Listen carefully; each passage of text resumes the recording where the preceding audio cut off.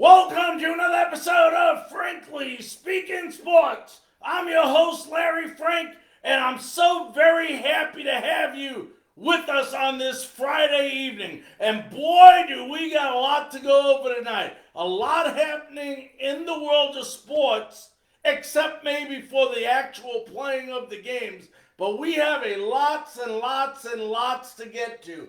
We're going to be talking about, we got some breaking news that we're going to get into in a minute. We'll talk about some other things, such as later on in the show, we're going to talk about a big rumor that is going around the Tampa Bay Buccaneers, just hot off the press. We'll go ahead and talk about that a little bit later in the show. We got Major League Baseball again to talk about, the Florida Gators, and of course COVID-19. And we start off with some news, breaking news out of Clemson, that 23 of the football players, that's 23 of the football players have tested positive for COVID-19. Now all the players, there has been 28 total student athletes out of 315 tests across all their sports that have contracted this virus. All of them believed to be asymptomatic, which basically is telling you that there are people walking around with this illness that have no clue, no symptoms that anything is going wrong. And the only way they have to tell is by these tests, which these schools are doing, obviously before and after they come on campus. So once again, Clemson has just reported 28 individuals, 23 of them from the football team. I believe then another 2 the football staff, besides the other 3, have come down with COVID-19. Now, also, just been a terrible day for the state of Florida. You have 8 Philadelphia Phillies, a couple of Toronto Blue Jays, and a Houston Astros, all 3 different sites. One in Dunedin, Florida, the other in Clearwater, Florida, and then, of course, Kissimmee, Florida, all having players that have contracted COVID-19. Dunedin, the facility there, also Clearwater, have been closed down now. They have been closed down and will be fully sanitized, clean, and so on, and following the proper protocol on what to do to keep that from spreading. So, just some terrible news. Then 3 Tampa Bay Lightnings. That's right, 3 Tampa Bay Lightnings have also been confirmed to contract coronavirus. So the arena in Tampa Bay and the training facility has been closed as well. Now there is a report from the Tampa Bay Lightning. A reporter is saying that they believe that those tests may be false negative results. Basically they're saying is that the tests are wrong. And a couple of minutes ago I had the pleasure of talking to somebody that is involved in the testing and all the different testing from all the different laboratories that take these tests. And I did not know this, and this doesn't make it any better, but there is in an area of somewhere between 30 and 40% of these tests that are incorrect. I did not know that. So the Tampa Bay Lightning are going to get it re-verified, have them retested, and once again, all these players asymptomatic as well. So a real tough day in the in Tampa Bay today. You got Clemson, 28 players. We heard about Houston yesterday. So, the question is going to be what goes on from here. And we're going to have the privilege of talking to, in about 10 minutes, Chris Long from KSTP Sports TV out of Minnesota will be joining us. We have a lot of good things to talk to him about, and we'll ask him some of these questions. It has to make you think twice. What's going to happen?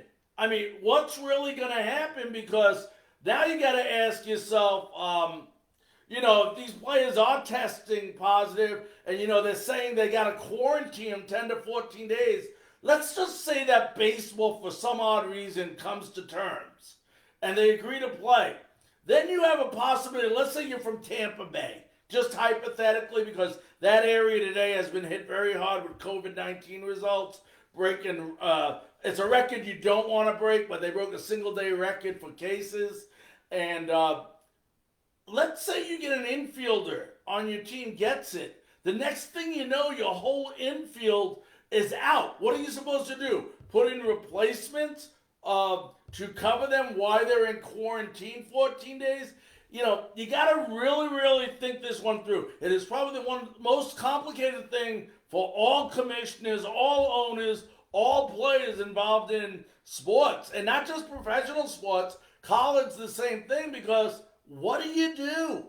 I mean, they're showing no signs of it, but the big problem is they may not be showing signs of it, but they still have the ability to spread it onto other people. And, once again, a very, very tough, complicated situation going on right now in the entire world, especially the United States of America. So we'll see what comes down from all of this. Now, speaking on Major League Baseball, it did not take Robert Manfred long. He rejected the players' counter proposal right away. Tomorrow, the players will be voting, and we will bring you the update as soon as we get it. But they will be voting on whether to accept the offer or, re-voting to accept the offer that was presented between Robert Manfred and Tony Clark on Monday. If they refuse it, then the commissioner will probably implement a 50-game season, but the players do have a right then to file a grievance as well. So it could be a big day in Major League Baseball. I would not get your hopes up. And then now they got to decide with the situation going on down in Florida, going on in Texas, two of the biggest states. You got the Astros and the Rangers there. Of course, in Tampa, you got the Tampa Bay Rays, and then down in Miami, you got the Miami Marlins, or the Florida Marlins, whatever they go by now. So it's a lot of questions, a lot of thinking, and a big, big thought process involved. Want to invite you all, if you're just joining us, and I see a number of people joining us. We're minutes away, probably 7 minutes from having Chris Long from KSTP out of Minnesota on the phone with us. We're going to be talking a little bit about Minnesota sports and things like that. But do me a favor. It takes 2 seconds. If you are listening, we are on many different platforms, so I can't tell how many people are viewing us right now. Please go ahead. Number one, share it to your timeline. Share it with your friends. Let's get them on the show. Let's have a great, great show tonight, as we always do, and let's interact. Let me know you're here. It takes 2 seconds. Just say hello or wave or do whatever you like doing. And let me know you're here. And also ask some questions. That's what we're here for. If you want me to ask Chris some questions, I will try to ask him some questions, time permitting, with our conversation with Chris. Also, later on in the show, I'll give you a phone number after the interview where you will have the ability to call in if you like and maybe discuss something with us on the line. So the more involved, the better you are. We're giving you a couple minutes. We are on YouTube. We're on several different platforms. I want to give everybody the opportunity to join us. And please, I've asked this over and over and over again, get involved. Get involved and get involved. That's what makes the show great. Guest interaction. Now, a little bit later in the show, we got some breaking news at a Buccaneer place down in Tampa Bay, but we're going to wait till after the interview to share that with you. If you're a Tampa Bay Buccaneer fan, you probably want to hear this, so I would stick it out, hang on, or maybe later on you'll find out. So we are also going to talk a little bit later in the show about the Florida Gators. We're going to talk about something came down today about this gator bait chop that they were doing. and we'll get into that. Actually, let's get into that. We got about 5 minutes. We'll go ahead and knock that out right now. The Florida Gators will no longer be doing their chomp that they usually do at football games. I guess for some reason, nobody or somebody did not realize the extent of what Gator bait was, and it was a very, very bad situation back in the 1800s and 1900s. The term Gator bait, where just terrible that black babies were being used for alligator bait. And it's just terrible. And I guess when it came out, I believe it was 1995 in versus FSU, the Gator bait thing all came out. People would do the chomp. And, I find it hard to believe that a lot of people, or a good amount of people, had no clue about what Gator bait was. Now, I'm not staying here sticking up for people, this and that. And then again, there might have been some that did. But I've been to Gator games. I've been to many Gator games in the swamp. And I have to admit, I've seen both white folks and black folks doing a Gator chomp about Gator bait because nobody had. And, for the Gators to get rid of this, it's just a smart thing to do. When you realize what the meaning behind it was, you were like, oh my goodness, I did not know that. And as I think many other people, both black and white, did not know that. So they're going to do away with the chomp. I had one of my guests down in Fayetteville today named Donna. It's Fayetteville from where I live is probably about 15 miles, and I got a text on the Frankly Speaking Sports text line asking me what was my thought about this chomp being eliminated. And I read up on it, and I started doing my research like I always try to do for my listeners, and I'm like, wow, I had no idea that's what that meant. So I think it's a really smart idea, a really great idea by the Gators, the University of Florida, and the Gator fans to realize what the meaning now is and was previously, and to stop it. So I give them a lot of credit for doing that. And like I said, I honestly believe that, a lot of people, they do things, they don't even have a clue what they're doing. I remember one time, and I'll tell you a quick story, we got about 2 minutes. I was in Gainesville, Florida, of all places. We're talking about the Gators. And I remember a couple of years ago, for some reason, they allowed a white supremacist to the school that had the right, supposedly, or was going to sue them if they did not allow him to come to speak. And, they were afraid of all this protest and all this. And he came there. And I remember at that time, I was between jobs and I was Ubering. So I picked up a college student and I said, where am I taking you to? He said, you're taking me to downtown in Gainesville. I said, oh, what's going on there? You're just going to have a couple of drinks, just making small talk and conversation. That's what I did when I was Ubering. And he said, no, I'm going to a protest. I go, oh, what are you protesting? He said, I don't know. I was invited to a protest, so I'm going to a protest. Figured it's some type of party and we'll go have fun. And sometimes people don't realize. They just don't realize. And I think this was the case definitely here. I mean, thank goodness somebody recognized it, because I would have never known if I didn't go ahead and do my research and find out what it is. We're about a minute away from Chris Long joining us. Chris Long, just so you know, he is a sports reporter. He works for KSTP TV SPORTS out of the Twin Cities, Minneapolis, Minnesota. So let's go ahead and get him on the line right now with us. Once again, if you want me to ask any questions, just leave them. I'll be more than happy to answer those questions for you.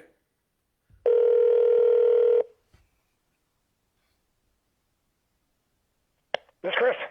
Hey, ladies and gentlemen, at this time, it is my great honor, thrill, and pleasure introduced to you all the way from Minnesota, Chris Long from KSTP TV SPORTS. Chris, how you doing today? Mr. Frank, very well. How are you? Thanks for having me on. Oh, thanks for coming on. I really appreciate you coming on. I know you're busy today, and it means a lot just for you to be able to come on. Let me ask you something right off the bat, Chris. And I've speaking to many sportscasters, sports anchors, sports directors, and so on over the last couple of months. Let me ask you this. You have a team in every sport, the major four sports there. How difficult has it been the last couple of months with really not a lot to talk about in relation to sports? It's been a challenge, and in some ways, and I'm not just trying to spin this positive. It has been pretty cool. The way our station operates, and we cover the Big Four. We cover the Minnesota Gophers. We cover college sports. We cover high school sports. And just the way things are, it's a busy sports city. We really do pride ourselves in trying to do a lot of good storytelling. But sometimes just the business of sports and the sports calendar gets in the way. It has been kind of nice over the last 3 months. We've been able to sit down with some local athletes and talk about some issues and do some long form stuff that normally we just don't have time for. And it's been fun. I mean, not trying to sound all academic here, but just it's been some real good journalism and telling stories, and some of them are set on pandemic and sports, what's going on in sports right now. Obviously, we had a lot going on here with George Floyd, and we did some things with social issues that were going on here with a bunch of different people. So it's been different. It's been very challenging. There are some days we look at each other and say, what in the heck are we supposed to put on the air today? But we've been coming up with some pretty good plans, and just from somebody that, normally we're, like you said, we're trying to cover the Wild, the Wolves, the Twins, the Vikings, the Major League Soccer team, Minnesota United, 10 different teams that we follow with the Minnesota Gophers and a bunch of high school sports.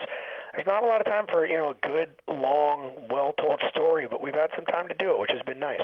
So you not only high school, but you cover professional as well? Everything. Yeah. Right, that's what I thought.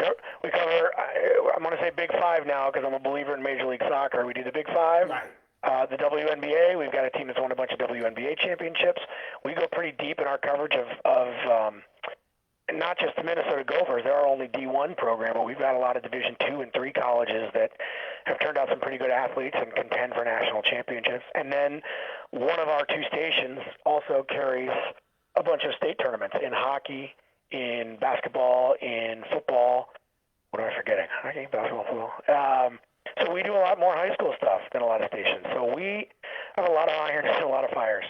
And you mentioned earlier, we are talking to Chris Long from KSTP TV SPORTS out of Minnesota.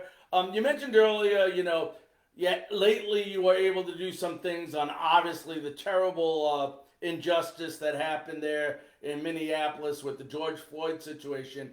I mean, is it difficult for a sports anchor or a sports reporter, especially in this time where I know you talk to a lot of local kids as well, to switch your gear from sports and now you're talking about the effect a social injustice has on sports?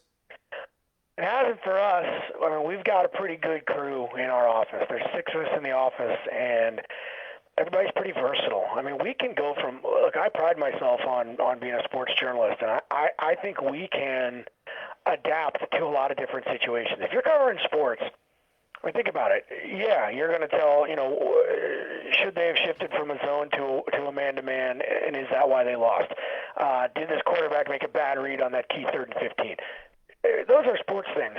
But we also have to spend time in courtrooms. We also have to spend time in municipal meetings, stadium debates. When I worked down in Fort Myers, Florida, holy cow, I spent months as 2 different municipalities were fighting over trying to get the Boston Red Sox spring training complex to their town. And I sat in a board meeting for the Sarasota County Fair as a sports reporter. It already is pretty versatile when you're doing sports. If you're doing it right, if you're doing it well, if you want to stay. To be honest with you, I think the days of most sports guys just quote unquote sticking to sports or staying in their lane, you're just not going to make it that long in this business if all you can do is say that guy's got a good slider and this team needs better goaltending to win the Stanley Cup. These days in local television sports anyway, you've got to be a Swiss Army knife. You have to be willing to go sit down with a high school kid that's never been on camera before and is terrified to do an interview and find a way to make them comfortable and get them to tell you, whatever the compelling story is that you're there to talk to them about. You've got to be able to have sources with law enforcement if you're trying to get somebody to talk to you about a player who's accused or suspected of doing something. And I mentioned you got to know local, regional, state government because big sports is big business, and that's going to be in play. So at least for us, for the way we're trained and specifically the way I'm trained, I mean, I came up with a pretty strong news background. So it's not something I want to do every day. I still want to talk about sliders and wrist shots and dunks and Hail Marys. But it's nice to know that I've got these tools in the box if I need them. And I think we've done a pretty good job the last 3 months doing it.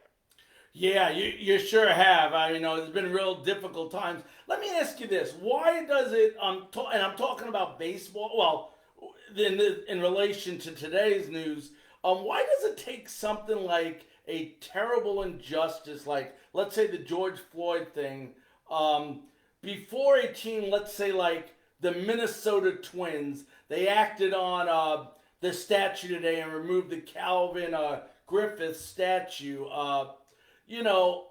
Why does it take something like that before they do something like that?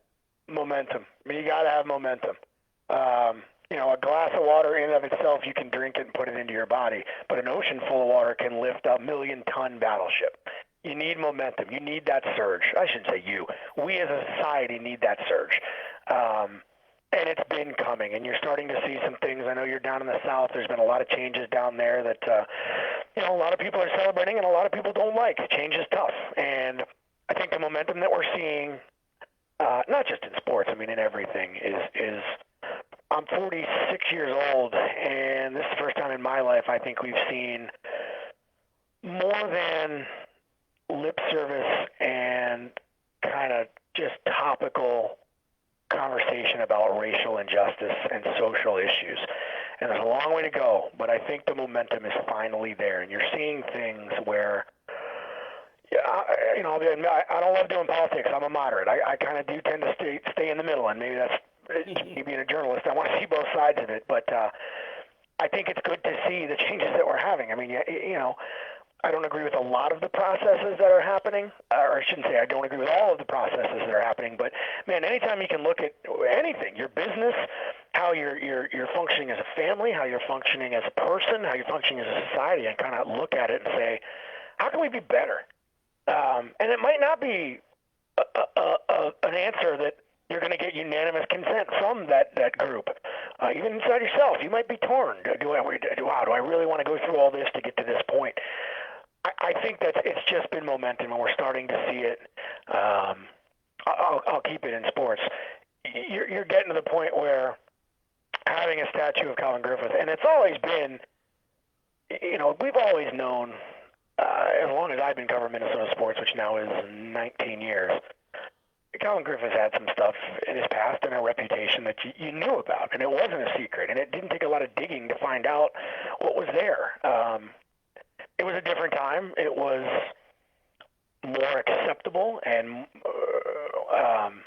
maybe not more acceptable, but certainly less frowned upon for business leaders and sports leaders to act the way he did and say the things he did then. Well, like I said, we're doing this self-evaluation now, and the Twins, to their credit, looked around and said, boy, he's a part of our history, but I don't know that we need a statue of him outside of our ballpark. And they made that decision.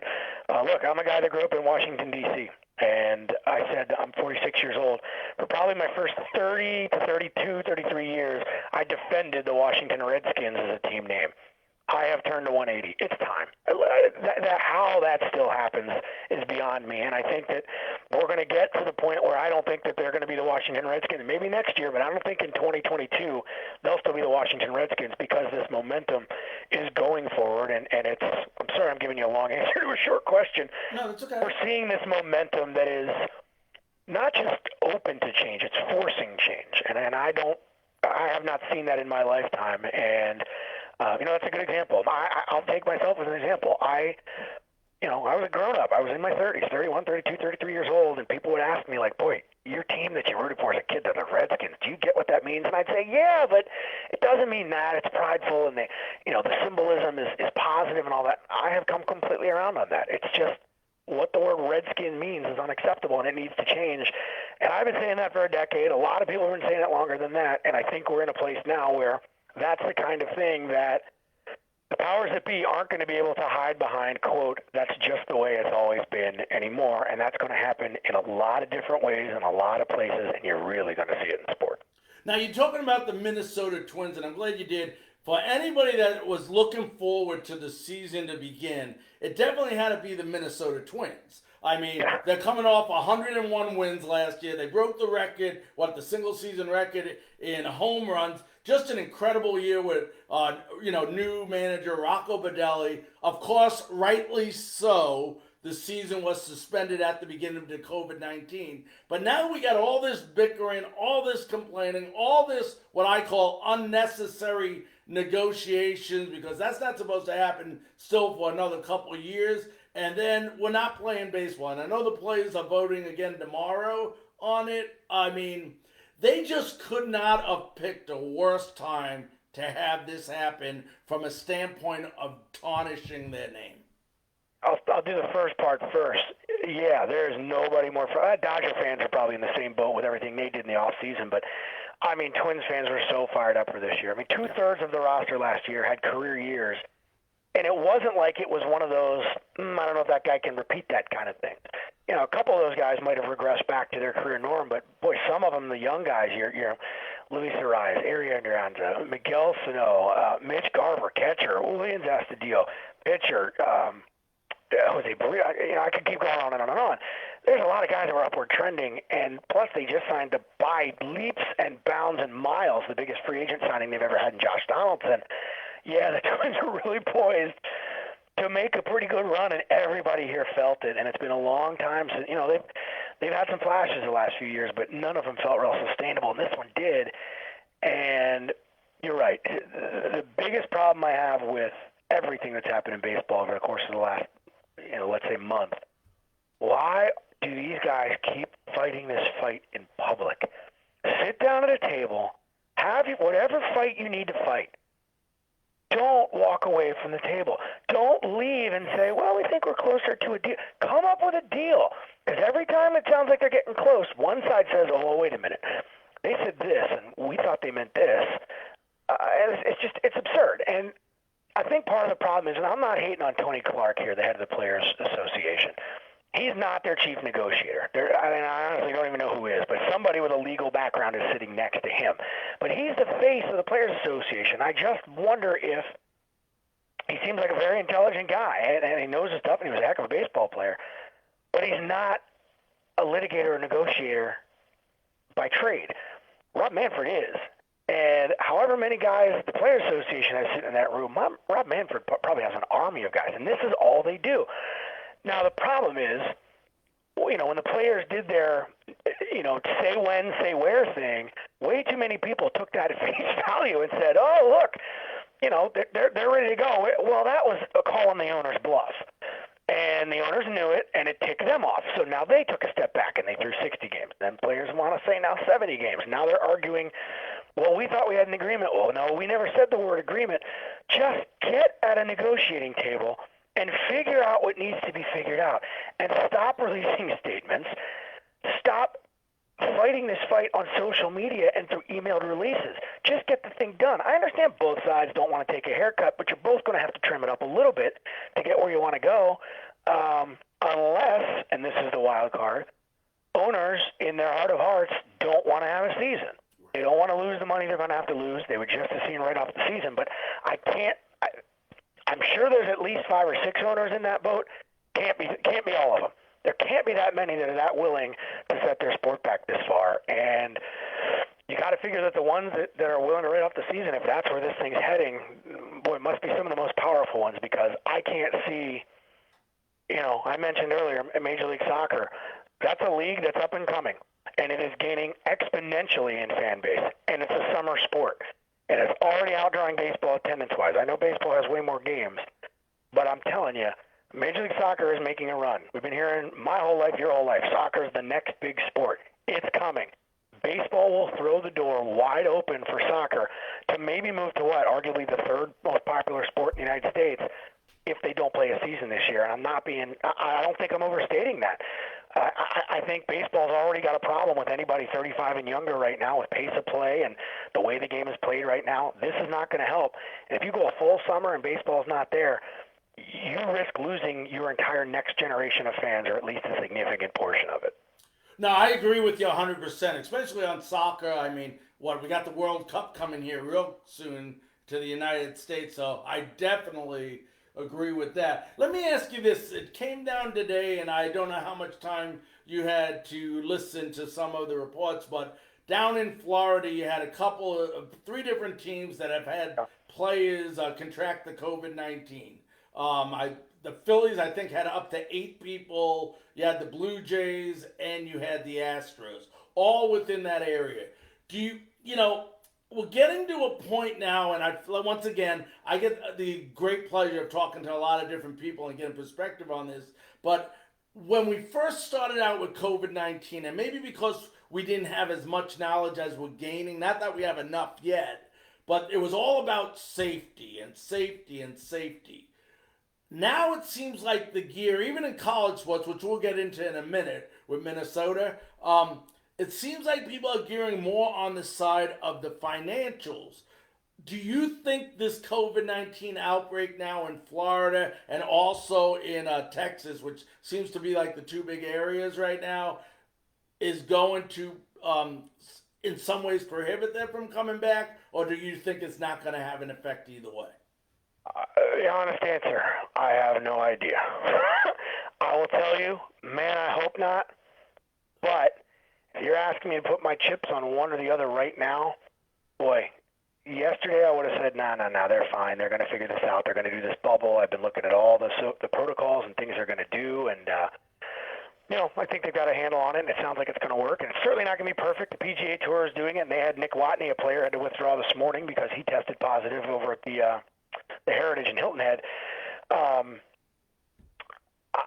Today's news is not great, because the whole reason all these leagues are going to Florida in the first place is that when all this stuff started going into motion and leagues started saying, okay, what do we need to do to get back? Florida, God bless them, and I mentioned I worked in Florida.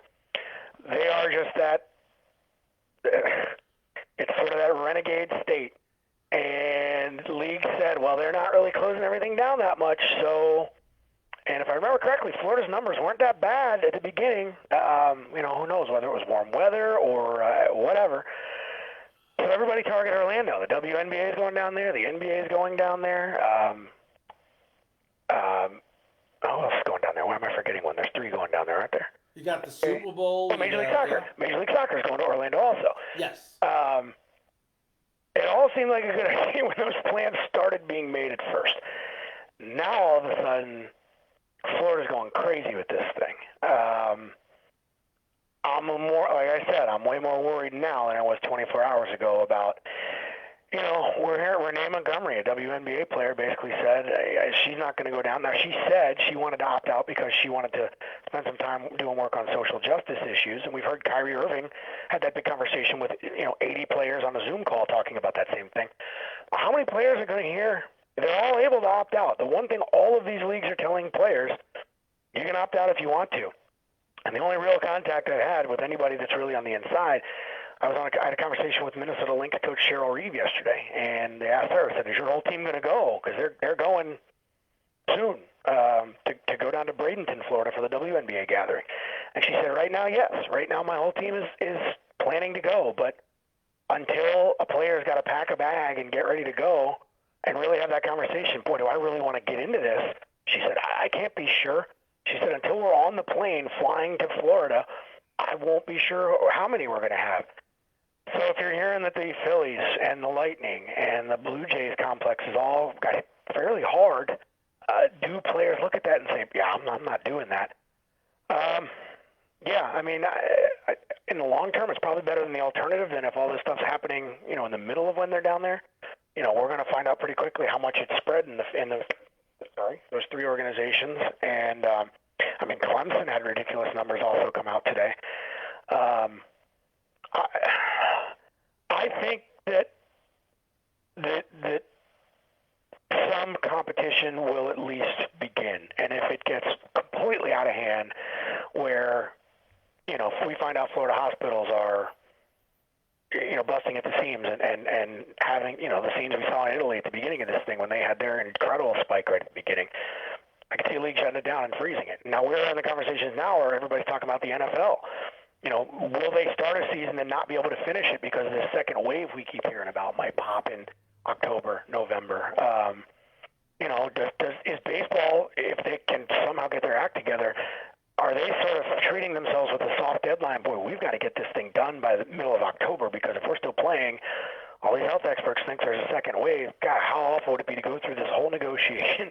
We play 60 games Right. in the playoffs, and then in the middle of the conference or the league championship series, we got to blow the whistle and get everybody out of the pool. So I don't know, man. I mean, it's this thing's weird, and I followed it every day from back in whenever we started hearing about it in February. Who knows? It feels like one day you're like, yeah, we're doing pretty good, and then the next day there's oh man, but this happened, and then, well, okay, we're doing this, and they think this drug might work, and well, no, it doesn't. So I don't know. It's just every day is a learning curve, and I think the leagues are probably going to take a standpoint of, we're going to get down there, we're going to do our best, and like I said, if at some point we got to sound the siren and say, everybody, we're out of here, that's just a chance they're going to have to take if they really want to have any shot at getting the season underway at all. Yep. We're talking to Chris Long from KSTP TV SPORTS out of Minnesota. Let's talk college a minute, because you mentioned, I think you just mentioned about Clemson, where 23 football players, 28 athletes all together out of 315 tests did come back positive. And the weird thing about this virus, as you know, is a lot of these people that are contracting this virus don't even know they have it. I mean, they're asymptomatic. I mean, they said that about the Clemson players today in Florida. Everybody's feeling fine. They just go out there. The big problem is that even though you're not feeling anything, you still have the ability to transmit it to other people. And Minnesota, which is obviously you're a big Gopher fan, the Big Ten. I'm hearing different things. Clemson today, and then UCLA came out today saying that they don't want to play unless they have a third-party guy that's in charge of the protocols because they're worried about the risk involved. What's the latest? I don't hear a lot about Minnesota where I am. What's going on? I know the campuses have opened for voluntary workouts and stuff, but what's going on with the Gophers, and is everything going as planned right now for them? It's not from a lack of trying to find information, but you know as much as I know. I know the football team is returning to campus pretty soon here. I think they have. I don't know if they're back for voluntary or if they're all back doing it. No, they're back. You're right. They aren't saying, sorry, I'm fumbling for words here. I'm just trying to figure out a way to summarize a longer form of we have no idea. They haven't told us that they're going to be in class. And I am with everybody that says, if you have students that aren't in classes, how in the world are you going to have football practice? If you don't have students back on campus, I don't know how you would put together, games, practices, etc. It doesn't make any sense. Now, you're exactly right. There have been the percentage of deaths and even hospitalizations among people under the age of 40, 30, especially 20, is minuscule. I'm not worried about players getting sick, and there may be some high-risk guys, that would need to be more cautious. In fact, there are, and I can tell you a big story here in a minute. I don't know how you put a bubble over a 40,000 student campus. An NFL team, I can see that. Tell those guys, you go home, you come to this complex, and that's it. And we're going to have people deliver you food, and that's it. At least for the next 4 months, we play a football season. You guys can't move. College players can't do that.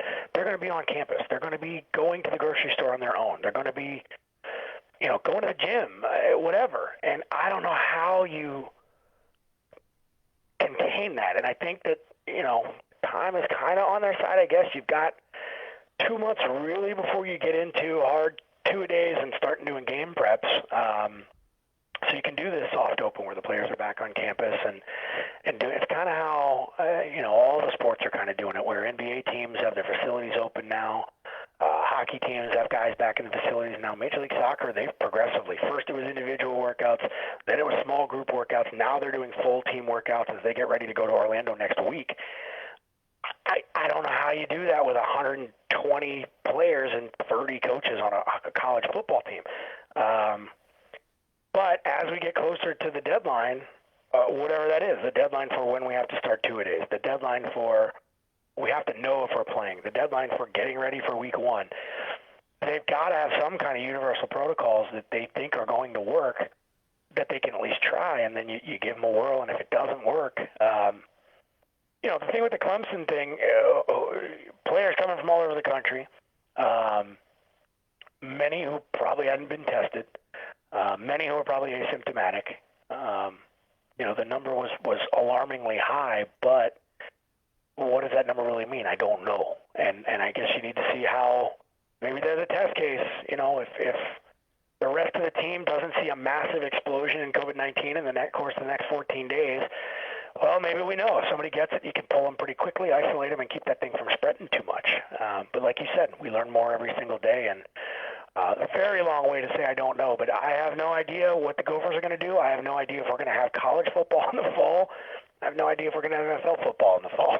Yeah, and and it raises a tough question. And you follow high school sports too, and you and I both know in college sports, the football program is by far the financial guru of the institution. There's no if and or buts about that. That's where you make your money. So how do we tell these kids in high school that it's safe for college players to play the game because our institution needs money, but meanwhile you're telling high school kids it's not safe to play football?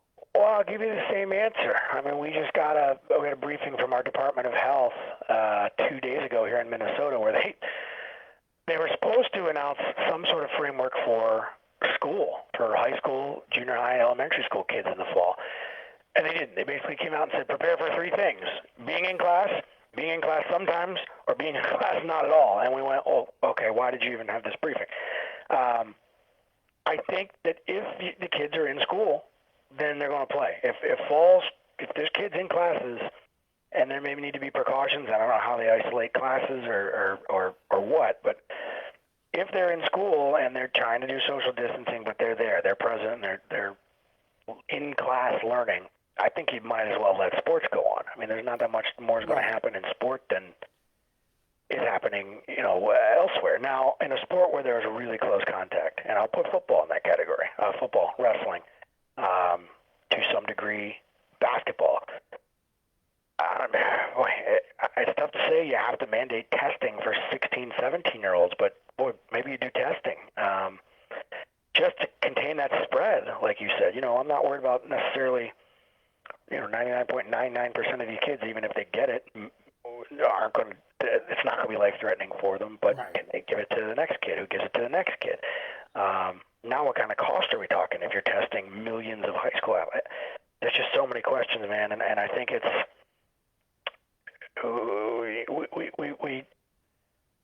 we have some time. If we're still having these conversations at the end of July and we're 3 weeks out from week one of the high school football season, then I don't know. But, I think it's going to be regionalized. If Florida flares up now and it's real bad for a month, but then it starts to simmer back down, and maybe, okay, well, we're green light, we'll go. Whereas places that haven't seen a big explosion of it maybe have to be more cautious. I don't know. Yep. I am, like I said, I'm kind of in the middle. I get that it was awful to watch kids, their seniors in high school this year, couldn't do proms, couldn't do graduations, Right. play that last. I remember my last game from every sport I played. But when that was all going on back in March and April, we didn't know anything about this thing. And shutting everything down was the only thing we could do. But I don't know if the country's going to have the appetite if the second wave hits and it's serious, if all the governors come out and say, hey, I know we did 3 months at home. We got to do another 2 starting in September. And that means no school and no child care. And working from home, boy, I don't know how the country would take that, but it's not a ridiculous thought that that's where we're heading. Yep, and before I let you run, because I have a fan on from the Frankly Speaking Sports text line that said, I'm a Viking fan. I'm a Viking fan. Ask him about Let's the do Vikings. sports, yes. We've done too much other stuff. Let's do sports. Right. So, the Vikings went, 10-6 last year. And I know during the off season, I know they extended C.J. Ham, Kirk Cousins. They agreed to terms with, Tajay Sharp, Michael Pierce, I think. And they also franchise tag Anthony Harris and lost Stephon Diggs. Those are the big moves I remember. They last year ended up 10-6. Just behind the Packers in the division, who the Packers won 13 games. Do you think they did enough during the offseason? Or do you think this could be what's your expectation? It's hard to say. They haven't played. They haven't done it OTAs, and I guess every team's in the same boat. But, just from what you know about the team, what's the, preseason outlook for them? All right, well, let's start on the vaunted Viking defense. They didn't really bring anybody in. You brought Michael Pierce in. And he's good. He's serviceable. He'll be just fine. But other than that, it's a lot of the same guys. And all the other departures, the guys you lost, your fill-ins are not big signings from elsewhere. They're guys coming up through the depth chart. So I don't know that the defense got better. Anthony Harris, I think, is definitely an up-and-comer. Daniil Hunter, the defensive end, is going to be a perennial all-pro. Those are the guys you hang your hats on. Harrison Smith, one of the best safeties in football, but I don't know if he's going to get any better. So I think you got a lot of guys on D that are going to be at least level, if not maybe a step back. So that's not great. Offensively, you lose Stephon Diggs. You do bring in Justin Jefferson, who I love, with your number one draft pick, and he's going to slot right in and he's going to play. But I don't know if he's going to be better than Stephon Diggs ever, for that matter, this year. If he ends up being a top, you get a guy at the back end of the first round and ends up being a top 15 receiver, that's a good draft pick. But that's probably not going to happen this year. Now, the biggest problem is what's going on with Dalvin Cook. He's come right out and said early on, I'm holding out. I'm not coming without a contract. Now, the Vikings do have a history of the day before or even the day they report to camp announcing a big signing. I don't know if that's coincidental or if that's just how they like to do things to make a big splash and grab some headlines. I would caution a Vikings fan, your texter, if you don't see a deal for Dalvin Cook by the time, well, let's assume there is training camp. Okay. By whenever the reporting date is, if you haven't seen Dalvin Cook signed by then you worry about him. So now you've taken away the number one runner on a run-first offense. Stephon Diggs, who was 1A or 1B to Adam Thielen, however you want to look at it. The offensive line is still a big question mark. And Kirk Cousins he's fine. He's not an elite quarterback by any stretch, and he's okay, but he's not a guy that's going to find something that's worth 3 or 4 wins all of a sudden. So I'm not real bullish on the Vikings right now. They barely made the playoffs last year. I think they're going to be fighting for, exactly that, where week 16, 17, you're probably going to need to win a game or two to knock somebody out of contention from in front of you. And I say that not exactly remembering the schedule, but I think they're a borderline playoff team. And, we can play the win-loss game and look through the schedule. And, you say they won 10 games last year. I'd sit here and say, well, if I was setting an over-under, I'd put it at 9, but, the ball bounces one way in one game or the other. Right. That's the difference between 9 wins and 10. So, no. Are the Vikings right now better than I think they were at the tail end of last year? No, I don't think they are. I think they lost too many pieces. They didn't replace it. Now, they did have a really good draft, and it's going to help down the road. And they've got these young guys that are coming up. Daniil Hunter, I said, is going to be fantastic as a defensive end. And Fadi Odenigbo, I think, has a great chance at the other defensive end. You don't want to be the guy having to fill Everson Griffin's shoes, but I've been really impressed with Odenigbo as he's been coming up. You mentioned Tajay Sharp. Can he make a big leap? Can he take a big step? And all of a sudden, if he's a strong, above average 3, and Justin Jefferson can be rookie of the year level guy as the Adam Thielen's number 2 guy, And Cousins is at least good Kirk more often than he's bad Kirk. Could they surprise some people? Yeah, but it doesn't sound like a Super Bowl team. I guess I can say it that way. That's the pessimistic way I can sum up this ramble. Is that I don't look at this team and say, yeah, we better plan on covering a Super Bowl this year, unless a lot of things fall in line and a couple guys make a huge jump, especially that offensive line, because I don't know that it's decidedly better than it was. Pat Elflein's going to be better. Garrett Bradbury's going to be better. Brian O'Neill's very good and will be better. But I don't know if as a unit they are an elite offensive line. And if you're going to be run first and you've got a quarterback that needs a clean pocket and time to throw, I worry a little bit about that. So Vikings texter fan, not what you wanted to hear, but it's football. Weird things can happen. That is true. Chris, I want to thank you so very much for joining us tonight on Frankly Speaking Sports. Hopefully, in a month or so, we have the Twins playing, maybe the Wild playing down, in the NHL if they get back and start their season. And I'd love to have you back on again during some games so we can, discuss actual game footage and stuff like that. Yeah, you made me be an economist and an academic and a psychologist tonight. I'd rather just be a sports guy. All right, my friend. My pleasure, anytime. Thank you, but have a great night. You too. That was Chris Long from KSTP TV Sports, joining us from Minnesota. I want to remind you all that we have some breaking news, and actually let's go ahead and get to the breaking news right now from the Tampa Bay Buccaneers. The Tampa Bay Buccaneers, New York Jets safety Jamal Adams has mentioned that he would like to come to Tampa and play with Tom Brady and the Tampa Bay Buccaneers. Now, I'm not sure what the salary cap is. I don't have it in front of me. I know they had some money to play with. So that's the second play in a week. Freeman from Atlanta, Monte Freeman, and now Jamal Adams said it was not one of his teams, but he forgot to go ahead and put that on the list. Now remember, Todd Bowles, the defensive coordinator for the Tampa Bay Buccaneers, was actually the one who drafted Jamal Adams. He did draft him. He is used to his style of defense, and he would love to play, again with Todd Bowles. And what a big, we get excited. We were here first. We broke Rob Gronkowski. Everyone goes, nah, you don't know what you're talking about. The guy's not come back to play. Told you it was going to happen. It happened. There is a very, very, very good chance if the Jets trade him, that he will go to the Tampa Bay Buccaneers.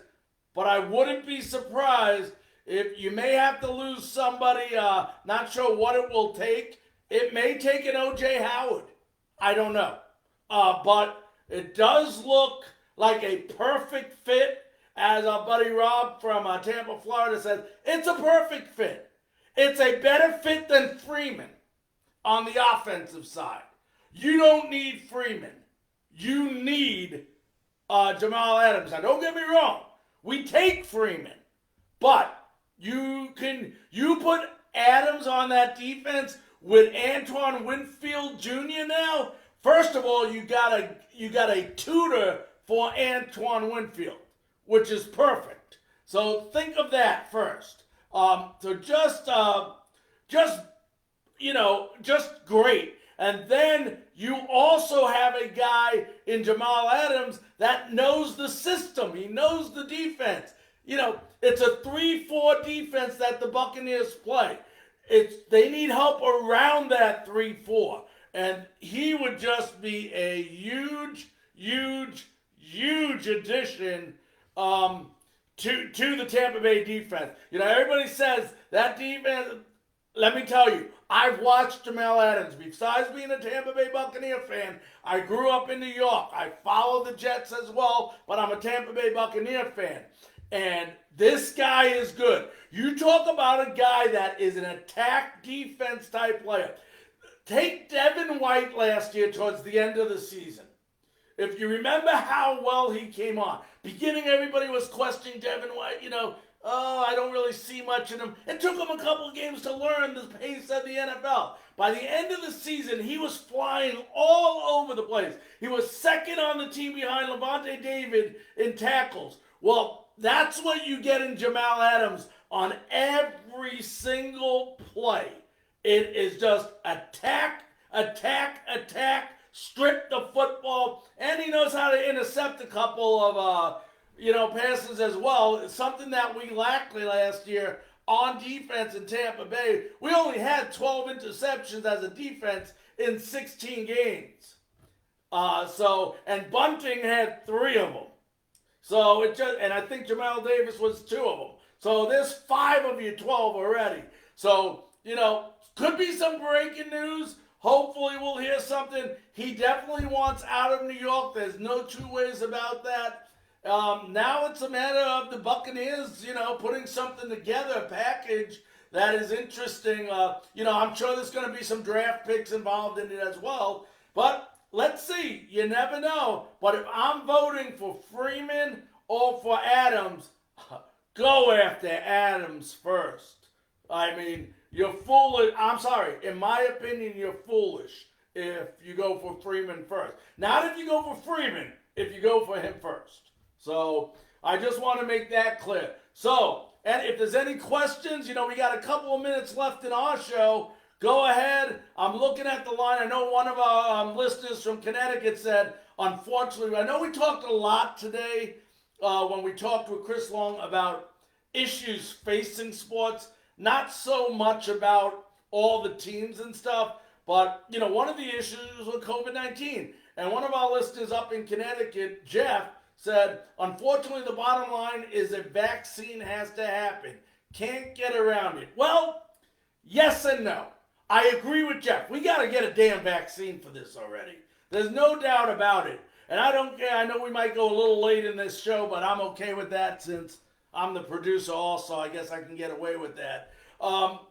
But when you look at this illness, okay, obviously a vaccine. We all know that. We're never going to have it under control until we get a vaccine. But one of the things you got to remember is it's a certain age group that is at more risk than the other. A lot of these players and people in general, not just athletes, that are getting the coronavirus have no clue they have it. We mentioned that earlier. They're what you call asymptomatic. I see sports going to this eventually until there is a vaccine. Once there's a vaccine, well, you can kiss it goodbye. There's nothing more to worry about except, making sure you get cured right away when you get it and you get the vaccine. But I think you're going to see a lot of those people 40 and over staying away from the ball games if they allow fans in it and watching those games at like sports bars or their house or whatever. Now, I love going to the game. I love tailgating. I can tailgate whether I go to the game or not. But it's just a different feeling being at the game. But if I had to watch it on TV, I understand that. But you're going to see people wearing masks, and you're going to see that age group between 20 and 40 attending the games because they are the least likely at risk. They may catch it, they may spread it, but it's not going to be fatal to them. And right now, Tampa today, if you're joining us late, is a very big hot spot right now for coronavirus. 3 Tampa Bay Lightning have contracted the virus. Although we are hearing some conflicting stories here that they might be false negative results. And what happens, guys, let me explain this. I do know a little bit about this, and I do have the ability to have someone in my life that knows about it as well. They're in the medical field. Is that a lot of these tests that are coming back from different groups that do it, your LabCorps and your, I don't know all the different names. And don't, please, I'm not singling out LabCorp. They're just one of the names that comes up. We're finding out the tests are not always accurate. And right now, the Tampa Bay Lightnings are going out on these 3 plays, and they're going to get verification because the tests may have came back incorrectly. There is up to over 30%. Some people say closer to 50. I'm not sure the exact amount, but percent of these tests that come back incorrect. Why? I don't know. So they're going to be retested, and you're going to find out. Then you got the Phillies that had 8 players. You had the Blue Jays who had a player, and you had late breaking news. You had a Houston Astro play down in Kissimmee, which is right outside Orlando where Disney World is, contracting the virus as well. But to get back to Jeff's answer is, I think you're going to see masks are going to be mandatory. So you'll have to lift it up if you're drinking a beer or you're eating something. But there's a lot of money involved. You know, and I hate to say this, and I hate to say it, and I hate to say it, but I'm going to say it. Money talks. You know, I cannot see the NFL going without a year.